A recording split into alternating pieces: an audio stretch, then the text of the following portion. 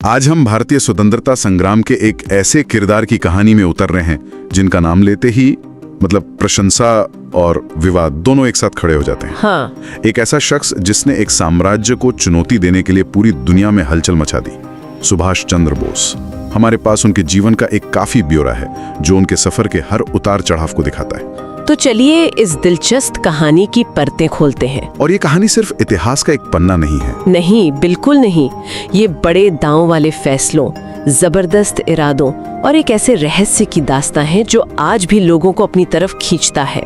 हम उनके शुरुआती दिनों से लेकर कांग्रेस के अंदर उनके विचारों के टकराव और आखिर में ब्रिटिश राज के खिलाफ उनके हथियारबंद संघर्ष तक पूरे सफर का विश्लेषण करेंगे।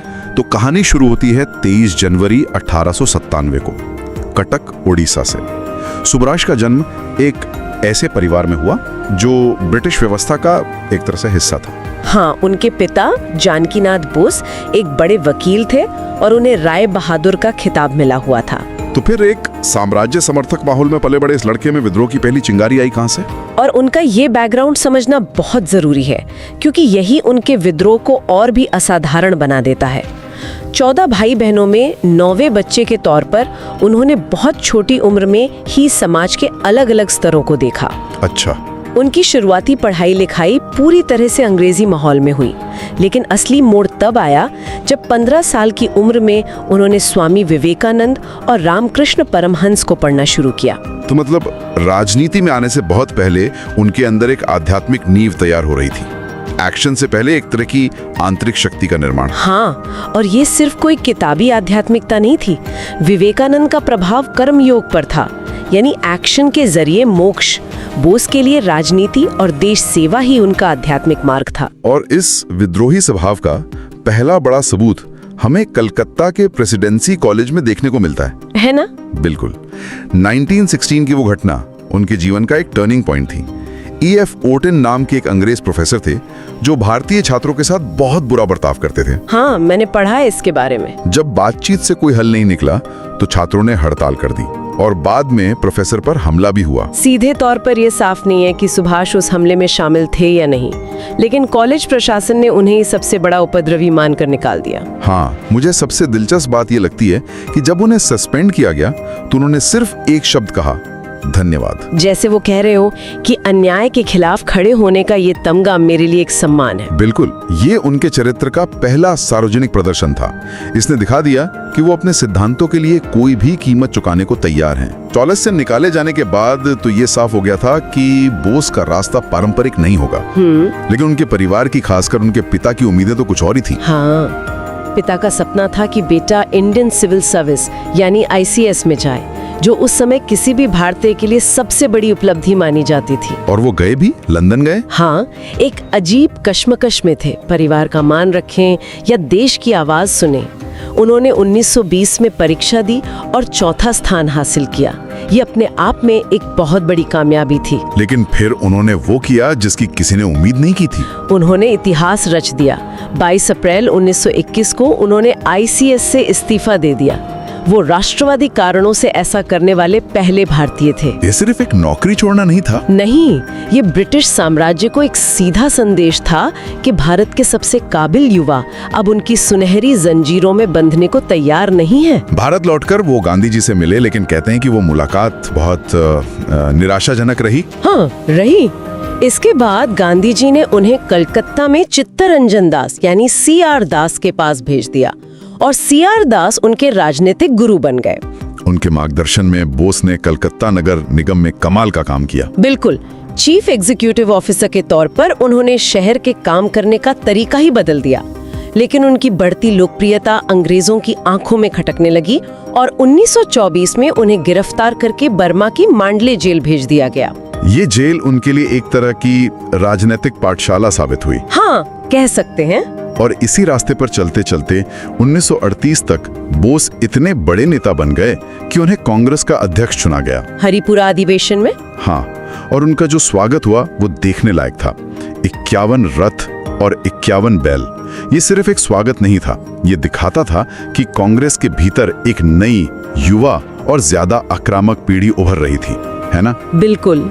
और अध्यक्ष बनते ही उन्होंने अपना विजन सामने रखा, जो कांग्रेस की उस वक्त की सोच से मीलों आगे था। अक्टूबर 1938 में उन्होंने राष्ट्रीय योजना समिति यानी नेशनल प्लानिंग कमेटी की स्थापना की। ये एक क्रांतिकारी कदम था। बहुत बड़ा। तो क्या ये कहना सही होगा कि आज़ादी के बाद भारत ने जो पंचवर्षीय योजनाओं का रास्ता अपनाया, उसकी असली नींव नेहरू ने नहीं बल्कि सुभाष चंद्र बोस ने रखी थी? ये कहना बिल्कुल सही होगा। जहां गांधी जी चरखे और गांव आधारित अर्थव्यवस्था की बात कर रहे थे, वहीं बोस का मानना था कि भारत की गरीबी, भुखमरी और बेरोजगारी का इलाज सिर्फ और सिर्फ बड़े पैमाने पर औद्योगिकीकरण, हाँ, औद्योगिकीकरण और आधुनिक तकनीक से हो सकता है। उन्होंने भविष्य के भारत का एक ब्लूप्रिंट तैयार किया जो राज्य नियोजित विकास पर आधारित था। और यहीं से गांधी और बोस के बीच असली टकराव शुरू हुआ। हाँ, गांधीवादी खेमे के लिए ये सिर्फ एक आर्थिक मॉडल का मतभेद नहीं था, ये विचारधारा का टकराव था। उन्हें लगा कि भारी उद्योग गांधी के नैतिक दर्शन के खिलाफ हैं। लेकिन बोस अपनी बात पर अड़े रहे। बिल्कुल, कि आधुनिक भारत की समस्याओं के लिए आधुनिक समाधान ही चाहिए।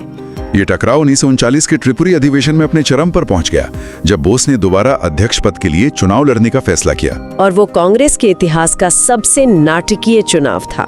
गांधी जी ने बोस के खिलाफ पट्टाभी सीतारमैया को खड़ा किया और बोस जीत गए। हाँ, 200 से ज्यादा वोटों से। इस पर गांधी जी ने कहा, पट्टाभी की हार मुझसे ज्यादा मेरी है। इसके बाद जो हुआ, उसने कांग्रेस को दो फाड़ कर दिया। त्रिपुरी का अधिवेशन तो किसी फिल्म के सीन जैसा लगता है। बोस तेज बुखार से तप रहे थे, उन्हें स्ट्रेचर पर अधिवेशन में लाया गया और वहां उन्होंने प्रस्ताव रखा कि अंग्रेजों को भारत छोड़ने के लिए 6 महीने का अल्टीमेटम दिया जाए। लेकिन पार्टी के अंदर उनके विरोधी इतने शक्तिशाली हो चुके थे से बोस की सारी शक्तियां छीन गईं। उन्हें अपनी वर्किंग कमेटी बनाने के लिए भी गांधी जी की सलाह लेने पर मजबूर कर दिया गया। ये एक तरह से उनके हाथ पांव बांधने जैसा था। और फिर उन्होंने इस्तीफा दे दिया। हाँ, अप्रैल 1939 में अध्यक्ष पद से इस्तीफा दे दिया और फॉरवर्ड ब्लॉक नाम से अपनी अलग पार्टी बनाई। और फिर दूसरा विश्व युद्ध शुरू हो गया, जिसे बोस ने सुनहरा अवसर कहा। अंग्रेजों ने उन्हें कलकत्ता में उनके ही घर में नजर बंद कर दिया। और यहीं से उनकी कहानी का सबसे रोमांचक अध्याय शुरू होता है, द ग्रेट एस्केप। ये किसी जासूसी थ्रिलर से कम नहीं था। बिल्कुल। 16-17 जनवरी 1941 की रात कलकत्ता में अंग्रेजों का कड़ा पहरा, और उस पहरे के बीच से सुभाष चंद्र बोस मोहम्मद जियाउद्दीन नाम के एक बीमा एजेंट का भेष बदलकर निकल जाते हैं। मतलब उन्होंने अपनी पूरी पहचान ही बदल दी। हाँ, सोचे, अपनी पहचान छिपाने के लिए उन्होंने एक मूक बधिर पठान होने का नाटक किया, ताकि उनका बंगाली लहजा किसी की पकड़ में ना आए। ये सिर्फ एक राजनीतिक फरारी नहीं थी, ये एक बेहतरीन अभिनय भी था। अपने भतीजे सिसिर बोस के साथ वो एक पुरानी जर्मन वाइंडर कार में गोमू स्टेशन तक पहुंचे और वहां से ट्रेन पकड़कर काबुल में उन्होंने एक नकली इतालवी पासपोर्ट बनवाया और आखिरकार अप्रैल 1941 में बर्लिन पहुंच गए। बर्लिन में उन्होंने फ्री इंडिया सेंटर की स्थापना की। हाँ, और रेडियो से भारत के लोगों को संबोधित करना शुरू किया। यहीं उन्हें पहली बार नेताजी के नाम से पुकारा गया। लेकिन उनकी हिटलर से मुलाकात बहुत निराशाजनक रही। अच्छा। उन्हें समझ आ गया कि जर्मनी भारत की आजादी में सिर्फ अपने मतलब के लिए दिलचस्पी ले रहा है। उन्हें एहसास हुआ कि उनका असली काम एशिया में है, भारत के करीब। और यहाँ से उनके जीवन का शायद सबसे खतरनाक सफर शुरू होता है, एक पनडुब्बी से दूसरी पनडुब्बी तक का सफर। जी, फरवरी 1943 में वो अपने साथी आबिद हसन के साथ एक जर्मन पनडुब्बी U-180 पर सवार हुए। उन्होंने 3 महीने पानी के नीचे दुश्मनों से बचते हुए बिताए। 3 महीने? हाँ। फिर मेडागास्कर के पास बीच समंदर में उन्हें एक जापानी पनडुब्बी I-29 में शिफ्ट किया गया। ये युद्ध के इतिहास में इकलौता मौका था जब 2 अलग-अलग देशों की पनडुब्बियों के बीच किसी आम नागरिक का तबादला हुआ हो। इस अविश्वसनीय यात्रा के बाद वो जुलाई 1943 में सिंगापुर पहुंचे और वहां उन्होंने इंडियन नेशनल आर्मी यानी आजाद हिंद फौज की कमान संभाली। और उन्होंने 2 नारे दिए जो आज भी हमारे जहन में जिंदा हैं। चलो दिल्ली, और तुम मुझे खून दो, मैं तुम्हें आजादी दूंगा। बिल्कुल। और उन्होंने सिर्फ नारे नहीं दिए। 21 अक्टूबर 1943 को उन्होंने आजाद हिंद की अंतरिम सरकार बनाने का ऐलान कर दिया, जिसे 9 देशों ने मान्यता भी दी। और उन्होंने रानी झांसी रेजिमेंट भी बनाई। हाँ, कैप्टन लक्ष्मी स्वामीनाथन के नेतृत्व में, जो दुनिया की पहली महिला लड़ाकू यूनिट्स में से एक थी। ये उनकी प्रगतिशील सोच को दिखाता है। लेकिन इन सब के पीछे एक बहुत बड़ा नैतिक सवाल भी खड़ा होता है। मतलब आजादी के लिए हिटलर और मुसोलिनी जैसे तानाशाहों से हाथ मिलाना। क्या बोस ने इस दुविधा के बारे में कभी सोचा? ये एक बहुत जरूरी सवाल है। देखिए, बोस बेहद यथार्थवादी थे। उनका सिद्धांत था दुश्मन का दुश्मन दोस्त होता है। उनके लेखों से साफ पता चलता है कि वो नाजीवाद या फासीवाद के प्रशंसक नहीं थे। तो ये एक रणनीतिक गठबंधन था। हाँ, उनका एकमात्र लक्ष्य भारत की आजादी था और उसके लिए वो किसी से भी मदद लेने को तैयार थे। वो इसे एक अस्थायी रणनीतिक गठबंधन के तौर पर देखते थे। हालांकि इतिहास इस बात पर बहस करता है कि क्या वो इन ताकतों के असली खतरों को कम आंक रहे थे। मार्च 1944 में आईएनए ने जापानी सेना के साथ मिलकर भारत की धरती पर कदम रखा। मणिपुर के मोइरांग में पहली बार आजाद भारत का तिरंगा फहराया गया। वो एक ऐतिहासिक पल था, लेकिन इम्फाल और कोहिमा की लड़ाई एक भयानक त्रासदी साबित हुई। क्या हुआ था वहाँ?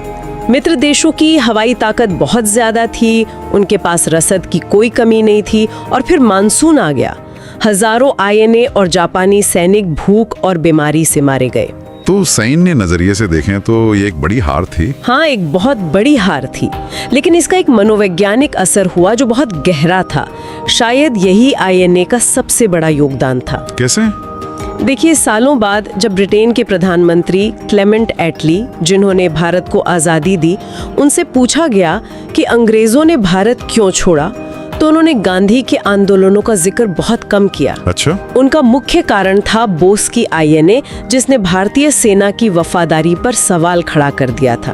अंग्रेजों को समझ आ गया था कि जिस सेना के दम पर वो भारत पर राज कर रहे हैं, अब उस पर भरोसा नहीं किया जा सकता। तो नेताजी की दूरदृष्टि सही साबित हुई है। बिल्कुल। इस पूरे तूफानी सार्वजनिक जीवन के बीच उनकी एक निजी कहानी भी थी जो ज्यादातर लोगों को पता नहीं है। हाँ, एक बहुत ही भावुक कहानी। 1934 में वियना में उनकी मुलाकात एमिली शेंकल नाम की एक ऑस्ट्रियन महिला से हुई, जो उनकी टाइपिस्ट थी। और दोनों में प्यार हो गया। हाँ, और उन्होंने 1942 में गुपचुप तरीके से शादी कर ली। उनकी एक बेटी भी हुई, अनीता।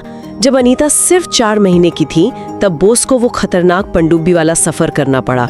वो अपनी बेटी और पत्नी को छोड़कर एशिया आ गए और फिर कभी उनसे नहीं मिल पाए। एक क्रांतिकारी की जिंदगी जिसने देश के लिए अपनी निजी खुशियों की कुर्बानी दे दी। लेकिन कहानी का अंत शायद सबसे बड़ा रहस्य है। 18 अगस्त 1945। जापान हार चुका था। नेताजी ने सोवियत संघ जाने की योजना बनाई। वो एक जापानी बॉम्ब प्लेन में बैठे, लेकिन ताइवान के ताइहोकू एयरपोर्ट से उड़ान भरने के तुरंत बाद विमान क्रैश हो गया। आधिकारिक कहानी तो यही है। हाँ, कि उस हादसे में बुरी तरह जलने से उनकी मौत हो गई। लेकिन इस कहानी पर बहुत से लोगों ने कभी यकीन नहीं किया। भारत सरकार ने 3 जांच आयोग बनाए। पहले 2 ने कहा कि उनकी मौत विमान हादसे में ही हुई थी, लेकिन 1999 में बने मुखर्जी आयोग ने इस थ्योरी को खारिज कर दिया। क्यों? उनकी रिपोर्ट में कहा गया कि ताइवान सरकार के पास उस दिन किसी भी विमान हादसे का कोई रिकॉर्ड ही नहीं है। तो फिर क्या हुआ? इसके बाद गुमनामी बाबा जैसी कई कहानियां सामने आईं, लेकिन कोई भी चीज निर्णायक रूप से साबित नहीं हो पाई। उनकी मौत आज भी भारत के सबसे बड़े रहस्यों में से एक है। नेताजी तो शायद चले गए, लेकिन उनकी बनाई हुई सेना ने ब्रिटिश साम्राज्य के ताबूत में आखिरी कील ठोक दी। अंग्रेजों ने एक बहुत बड़ी गलती कर दी। उन्होंने आईएनए के 3 बड़े अफसरों पर दिल्ली के लाल किले में देशद्रोह का मुकदमा चलाने का फैसला किया। और वो 3 अफसर थे शाहनवाज खान, एक मुसलमान, गुरबख्श सिंह ढिल्लों, एक सिख, और प्रेम कुमार सहगल, एक हिंदू। इस एक मुकदमे ने पूरे देश को एक कर दिया। धर्म और राजनीति की सारी दीवारें टूट गईं। हाँ, जिन लोगों ने बोस के तरीकों का विरोध किया था, वो भी अब आईएनए के सिपाहियों को हीरो मानने लगे थे। इन मुकदमों के खिलाफ पूरे देश में जो लहर उठी, उसने 1946 में रॉयल इंडियन नेवी के विद्रोह को जन्म दिया। और बस उसी दिन अंग्रेज समझ गए कि अब खेल खत्म हो चुका है। हाँ, जिस भारतीय सेना के बल पर वो 200 साल से राज कर रहे थे, वो अब उनके हाथ से निकल चुकी थी। नेताजी का सपना भले ही अलग रास्ते से पर पूरा होने वाला था। सुभाष चंद्र बोस आज भी एक जटिल शख्सियत बने हुए हैं। एक तरफ वो नायक हैं जिन्होंने देश के लिए सब कुछ कुर्बान कर दिया, दूसरी तरफ उन पर आजादी के लिए तानाशाही ताकतों से हाथ मिलाने का आरोप लगता है। उनका जीवन इस बात का सबूत है कि राष्ट्र की गरिमा के लिए कोई भी कीमत चुकाई जा सकती है। बिल्कुल। नेताजी की विरासत सिर्फ उनकी लड़ाइयों या राजनीतिक चालों में नहीं है। नहीं, उनकी विरासत एक सवाल में जिंदा है जो आज भी उतना ही प्रासंगिक है। अपने लक्ष्य को हासिल करने के लिए कौन से साधन जायज हैं? क्या एक महान मकसद किसी भी रास्ते को सही ठहरा सकता है? ये एक ऐसा सवाल है जो दुनिया भर में चल रहे आंदोलनों को आज भी सोचने पर मजबूर करता है।